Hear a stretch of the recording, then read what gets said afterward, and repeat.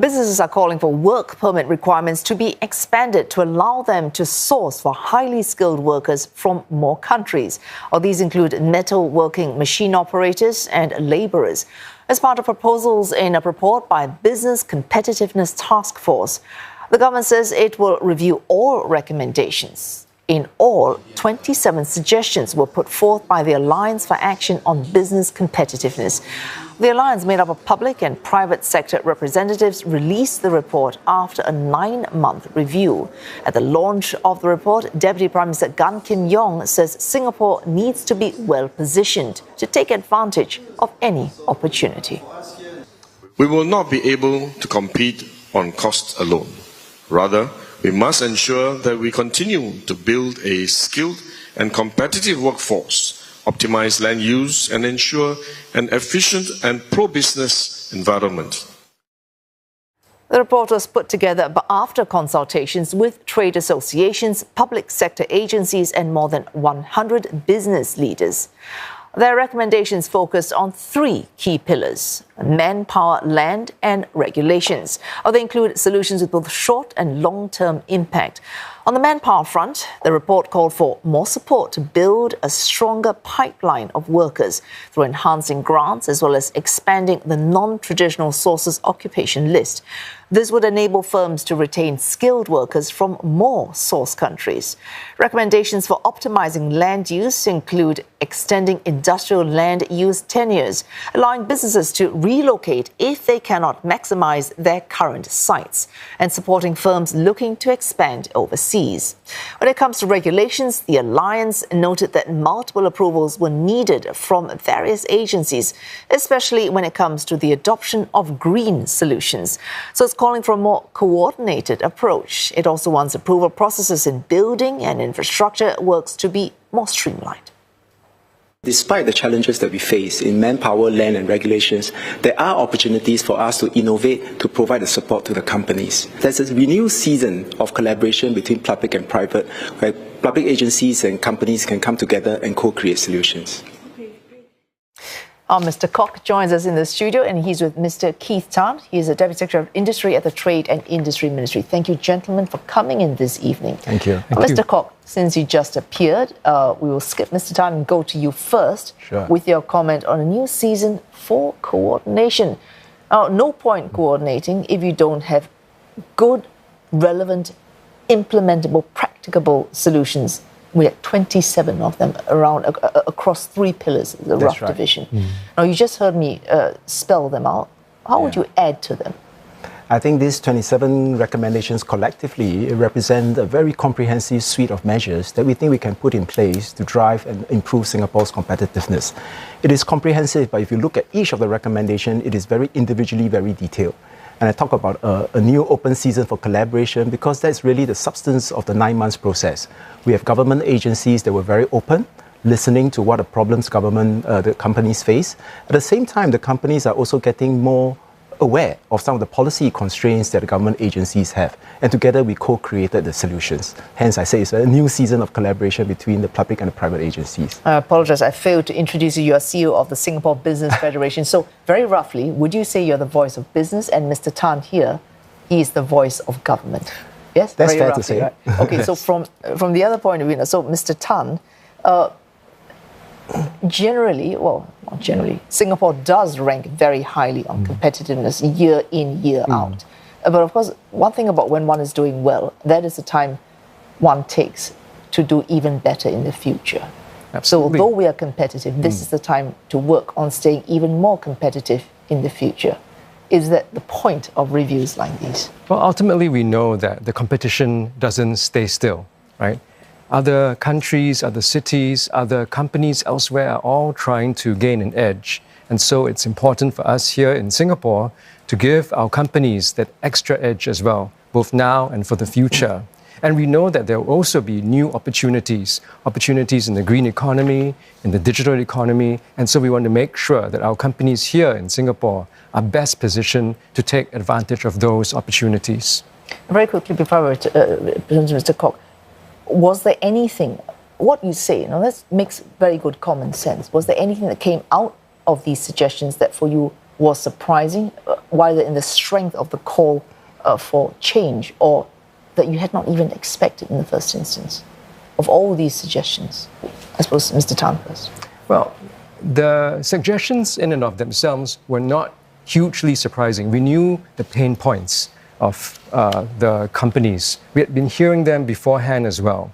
But hearing them and working through possible solutions, hearing ideas for how we could work together with the companies to solve these problems was refreshing and invigorating for many of my colleagues across the different departments in the government. I really appreciated hearing the pain points on regulations. Sometimes you don't realize how each regulation in and of itself makes sense, but once you add them all up, it becomes painful and streamlined. Yeah. But I would add that I think while Keith said there's really nothing new that the government don't know, I think what was useful that in many of these cases, companies put facts on the ground and the depth of the problem to quantify it.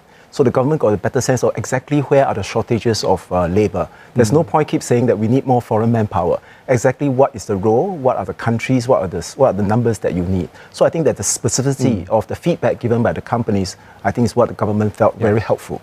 That was very useful for us in helping us to review our current policies, gives us more meat to work on for subsequent reviews.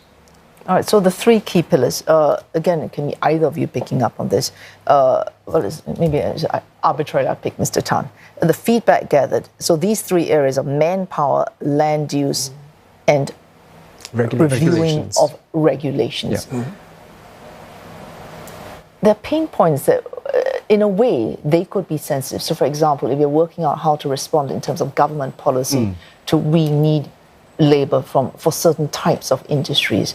How do you, coordination, right? You talk together, you speak together, try to work out a compromise where everyone is going to have to agree. If you could give a solid example of that kind of discussion, coordination, and then agreement that you then have to reach. You first, Mr. Tan. Well, one example that struck me was on land use. And the specific recommendation was that the companies came to us was they told us, look, right now, when they get a greenfield site to develop for industrial purposes, they're given 20 years. In the past, maybe pre-COVID, construction was faster, so they could still use most of that 20 years to maximize their investments. But now, construction takes longer, and therefore the time that they have to maximize and get value out of their factory is less. So they ask, can we extend that time that they have to maximize the investments that they have? And so we worked with them to understand very quickly, the needs. So, for example, on this specific point, the government would say, well, there are limits to how much we can grant you this way. What would that discussion be from the government? So from us, then we looked at the facts on the ground, see how much longer construction now takes, how much longer it takes to get all the approvals ready and to start building something from scratch. And then we're prepared, after considering all the facts, to extend and to give a plus few more years for the lease upfront. And businesses are quite well aware of government policy considerations. You know, as the land is finite in Singapore, so there's always a need to recycle and reuse the land, and hence it's not always possible to get the longest tenure. Okay, Mr. Kok, we heard DPM Gan speaking that, and this is actually both of you can answer, we cannot compete on costs alone. This is a permanent, well, not permanent, but for now certainly it's a medium-term consideration that Singapore will have. And as you mentioned, competition doesn't stay still either. So we improve, others are improving. It's a constant who improves faster here. How can we guarantee that we can ensure we stay? It depends on different stages, right? Different economies. So they can improve sometimes at much lesser cost to themselves. Indeed. Yeah. So there's no guarantee. There's no guarantee, but you know, if you look at any company, there's no guarantee of anything. I mean, the reality is that for any company or any country to continue to stay ahead, investment in talent, investment in innovation is critical. The reality is there's no other alternative. So at the end of the day, we cannot compete, as DPM has said, based on cost. It has to be based on value. And the only way we can compete on value is that we can command that premium. The reality then is, where do we command that premium? The premium got to come because of the quality of talent that we have in Singapore, because we continue to remain open. The quality and the premium must come because we have a quality of infrastructure that we are proud of.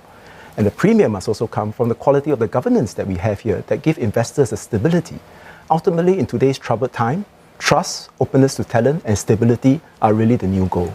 All right, this is something that's in the news all the time, and increasingly, I suppose, everyone protecting their own interests. So, final question to both of you. We'll start with Mr. Tan, then with you, Mr. Kok. So, you mentioned openness. That's almost a dirty word in local politics in many countries now. These suggestions, we take them, we run with them. How do we, I suppose, bring them to fruition, make the best of these suggestions that we have got after this 9-month review? First yourself, then yourself. Well, from the perspective of government, we need to continue these conversations. The conversation doesn't end here with the companies. So we want to continue working with them to flesh out these ideas into actual policy recommendations in the coming months ahead, and even beyond that, because we want to continue these conversations so that we help our companies stay competitive, resilient, and relevant for the years ahead, whether it's openness for talent and other ideas and innovation capacity as well.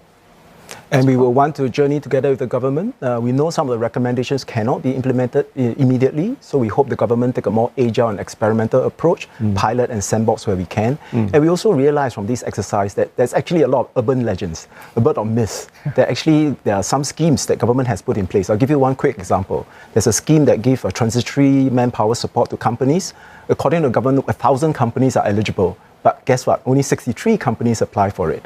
So we are doing what we can to actually let more of these companies aware of what government is already prepared to support in support of their enterprise transformation. Right, so eligibility is not good enough. Someone has to actually know them. Right. Yes. Yeah.